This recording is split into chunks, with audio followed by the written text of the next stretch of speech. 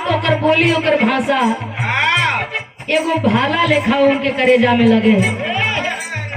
उ जीजा अपने साली के समझावे कह दे तो जीजा जरूर कहत बाड़ी, लेकिन ई कहीं ना कहीं हमके चोट करता।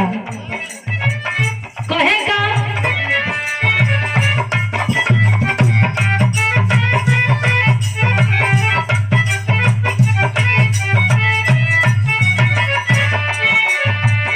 जीजा जीजा कोई के जियावती रे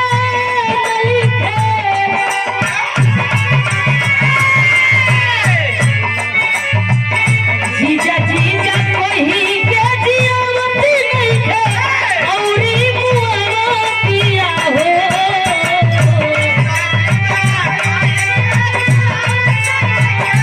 औरी मुआवतिया हो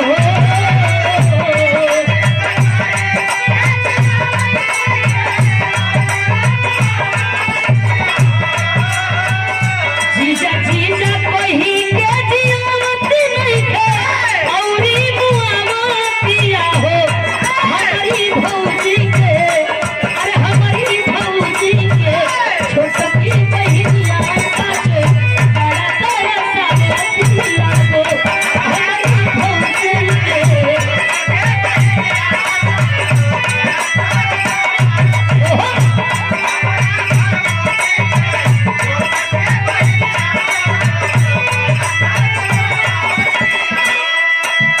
लेकिन भाव कवि लिखल बड़ी सुंदर लाइन। आज हम हर गली गांव चट्टी चौराहे पर जयंती मनावत बानी संत शिरोमणि रविदास जी के। आप लोगनी के जयंती मनावे के हुई, लेकिन जयंती मनौला के साथ साथ एगो और काम करे के हुई। का माता बहन के भेंट अखबार बा, लेकिन भाव लिखल गइल है का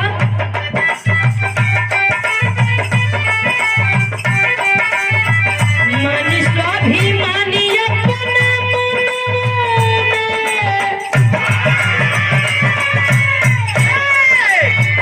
मानी स्वाभिमानी अपना जब जो समय जीवित मानी स्वाभिमान अपना जब जो समय जीवित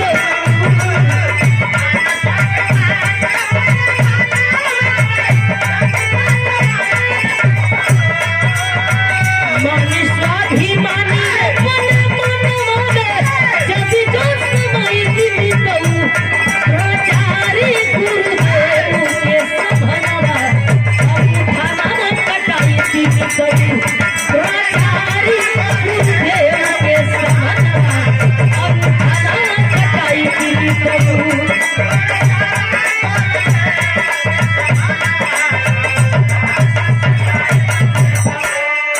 कहा जाता है, बताया जाता है, द्रोणाचार्य जैसे गुरु के पास ज्ञान लेने के लिए वह एकलव्य गया, जाके हाथ जोड़लन, हम ज्ञान लेवल चाहत बानी, धनु विद्या प्राप्त कर चाहत बानी। वह द्रोणाचार्य एकलव्य को ज्ञान देने से मना कर दिए, वंचित कर दिए, हम ज्ञान नहीं दे पाएंगे। एकलव्य चल गए मन में आस्था लेकर के, दिल में आस्था लेकर के कि हम धनु विद्या प्राप्त करब और एक दिन बहुत बड़ा धनुष विद्या के कलाकार बनो। जा करके वह एकलव्य मन में धारण कैलन है, एक माटी के मूर्ति बनौलन है और द्रोणाचार्य के अपन गुरु मान करके आंख पटपट्टी बांध करके धनु विद्या प्राप्त करे लगलन। धनु विद्या में उत्तीर्ण हो गईलन, लेकिन करके वहां एकलव्य द्रोणाचार्य के गुरु दक्षिणा में कुछ दिहल चाहत बड़न, हाथ जोड़ के सामने खड़ा भेल, आपके गुरु मान करके हम धनु विद्या प्राप्त कैली, कुछ गुरु दक्षिणा दिहल चाहत बानी। गुरु दक्षिणा के बदले में वह द्रोणाचार्य एकलव्य का दाहिना हाथ का अंगूठा मांग ले लगे। बाबू ना बनाए जो आपका हाथ मांग ले, आंख मांग ले, पैर मांग ले। आप ऐसे गुरु को कभी तवज्जो ना दे, ऐसे गुरु को कभी इज्जत और मान सम्मान ना दे। बताया गया मानी स्वाभिमानी अपने मनों में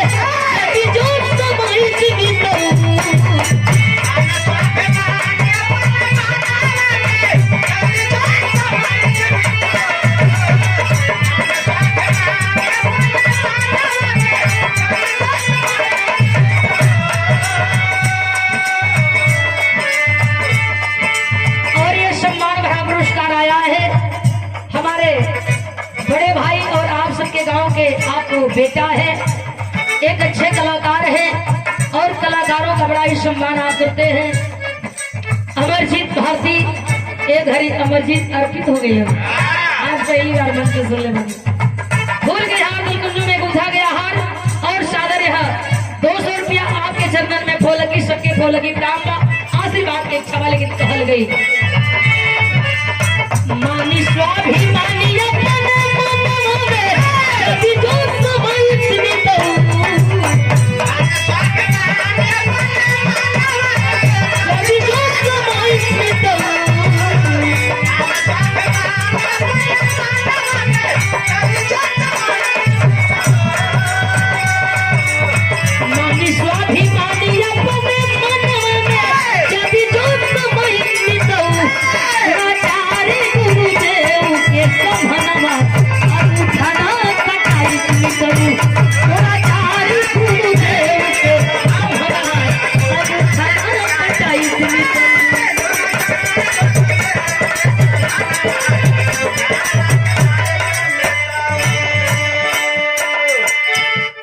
सिखत रही हूँ घरी लोग चाप के साथ ताल्लुक गावे। बिंदु भारती जी आपकी ओर से सम्मान आया है। अखबार भेंट पोलगी ब्राह्म सबके पोलगी ब्राह्म बा जय भीम नमो बुधाई बा आशीर्वाद की इच्छा बा।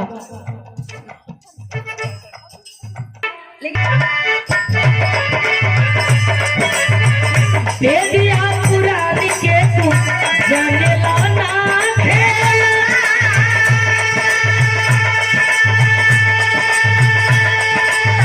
तो हंसा घी ना लपो बनी हो आया चेला तो हंसा घी ना लपो बनी आया चेला।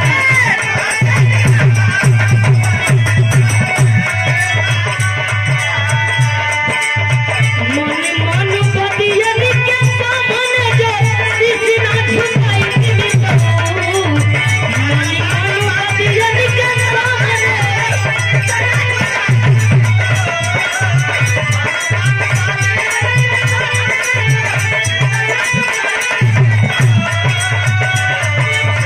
मन मन बदियन के सामने जो किसी ना झुकाई दिली तो तोरा चारी गुरु देव के सपना अब खड़ा कटाई दिली तो तोरा चारी गुरु देव के सपना अब खड़ा कटाई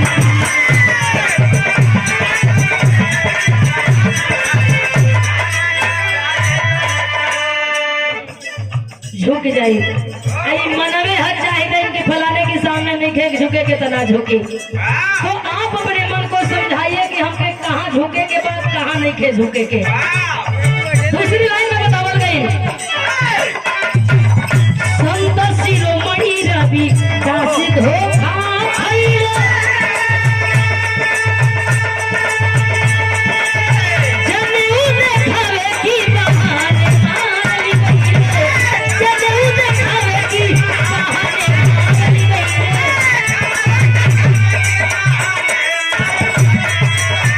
बताया जाता है संत शिरोमणि रविदास जी दीक्षा को प्राप्त करने के लिए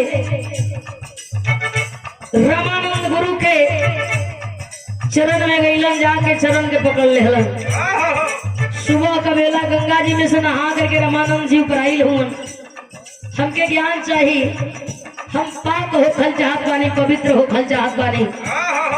रामानंद जी तमाचा खींच के मरलन संत शिरोमणि रविदास जी के और छी मानो कही के वही फिर गंगा जी में हेल गईलन।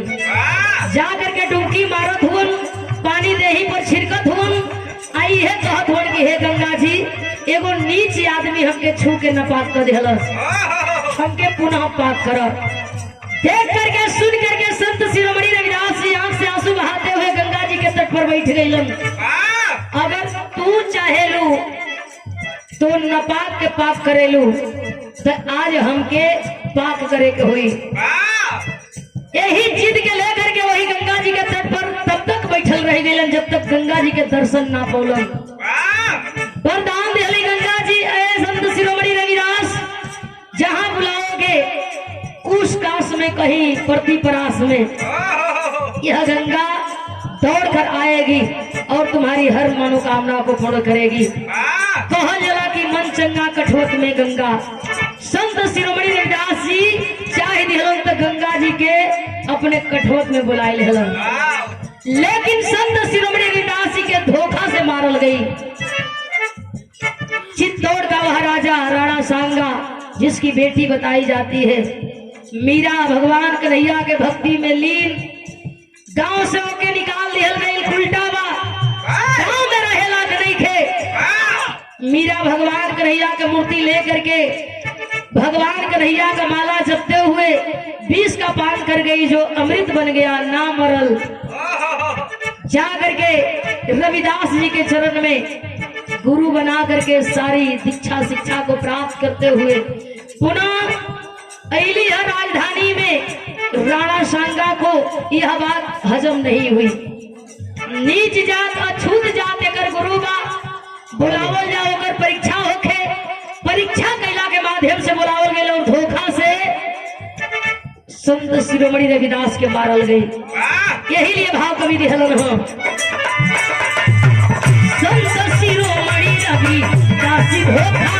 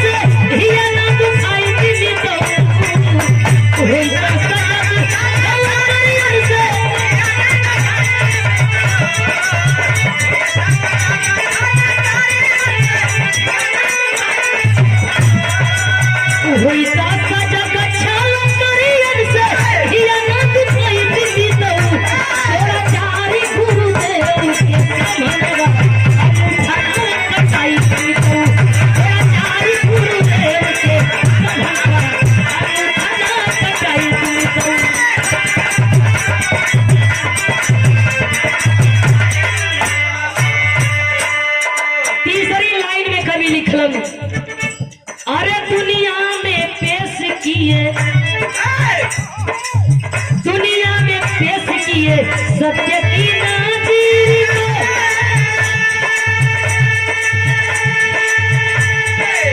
मारी के भगाई दिहले काशी से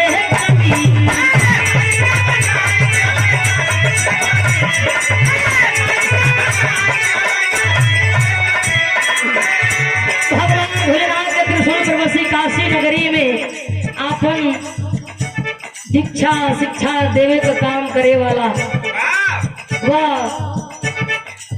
कबीर दास सभी ब्राह्मणों के मुंह पे तमाचा था लगा। उनको किया रहेगा तो हम लोगों को कोई नहीं जान पाएगा और ना ही हमारी कमाई हो पाएगी और ना ही हमारा दुराचार लोग अच्छे तरीके से समझ करके और अपने अपने घरों में प्रचार करेंगे। मार के कबीर दास से काशी से भगाए दिल गई ना। कबीर दास रही हम तो हमने के कोई ना पूजी, हमहन के कोई ना गाई ना हमहन के कोई सुनी। भाव दिहल गई है दुनिया में पेश किए सत्य की नाजीर नारी के भाई दिहले काशी से कबीर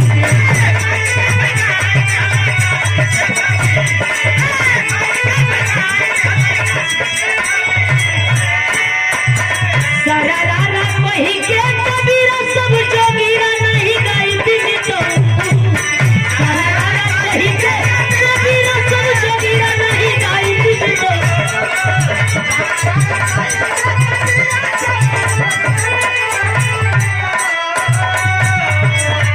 सारा वही के कबीरा सब अरे जोगीरा नहीं गाई दिली तो